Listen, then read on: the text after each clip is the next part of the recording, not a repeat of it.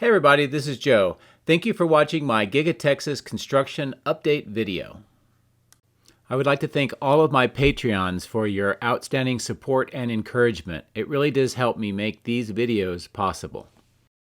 Many people, myself included, have been wondering what is going on with the timelines and the site plan for Giga Texas.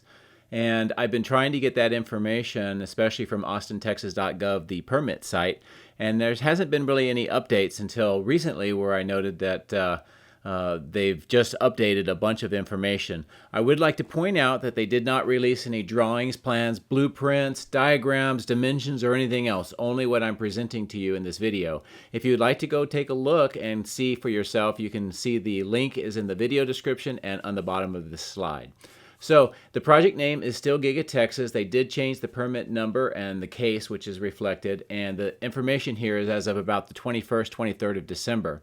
And as you can see, there's many reviews, many steps that they need to go through to get all of the things approved to construct. And some of them are completed, and there's some that are still in the works.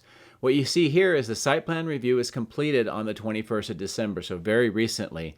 And that is about 3 or so months later than the original initial site plan was provided to the Austin.gov site. So we know that there's been some changes. We understand that the site plan is now newly approved. So what does this mean for this timeline here that you see that Texas released in early August? Well, we know that the rough grading for Giga Texas around 17 July did start, and that has been ongoing. So they hit that mark. The first dry-in was supposed to be the 30th of December, and it looks like that is definitely getting pushed to the right. And as a reminder, what dry-in means is it can be defined as when the building shell has been completed sufficiently to keep out wind, rain, or the weather in general so you can do interior work. Now, I would like to point out that this is somewhat of a loose definition, and it can include just a portion of the overall building as determined on what the contract is. So it's not the entire building. That being said, is now the first substantial completion was scheduled for the 1st of May, 2021. And the American Institute of Architects defines substantial completion in this way. And essentially it means that the work is done sufficiently in accordance to the contract document so that the owner can occupy or utilize the work for its intended use. And this can be somewhat of a negotiated thing as well. So looking at this, if those two dates are not correct, now it's some time for some conjecture and guesstimates. So that's what we're going to do. And keep in mind that this is estimates based on an assumed 6 to 8 week delay due to site plan revisions. I know that's not 3 months, but I'm assuming that the site plan has been in the work and they've been working on some of that for a little bit earlier than that. So 6 to 8 weeks, and these are my estimates. And based on that, I would say probably mid to end of February would be the dry-in, and this is my estimate again.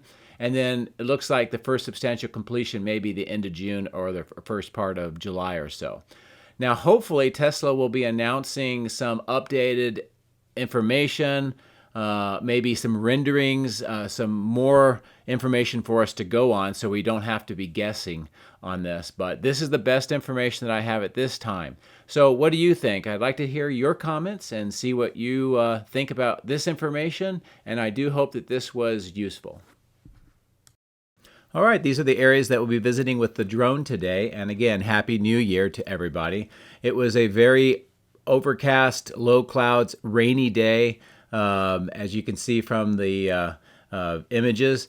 And we're lucky to get the footage and the pictures that we got today. But a lot of neat things to see. In the north area, in that pink, we see that they put some gravel down in 2 new marshaling areas and also parking areas, possibly to control mud. In this bluish gray area, we see a lot more deliveries again today, and more cranes and crane parts have been delivered as well. In the big steel structure, it continues to grow to the south and is also growing to the west, and we get a chance to see a little bit of that going on today too. In the yellow area, this is where the casting machines will be. A lot more columns. There's 3 rows of columns now, and more on the ground getting ready to be put up. In the blue area, we see all 6 of the contractor trailers have now been moved to the east area, and that means they can start doing some clearing where the trailers came from. In the big concrete structure, we see A lot more concrete columns and beams being put on, and the farthest most north column has been installed now.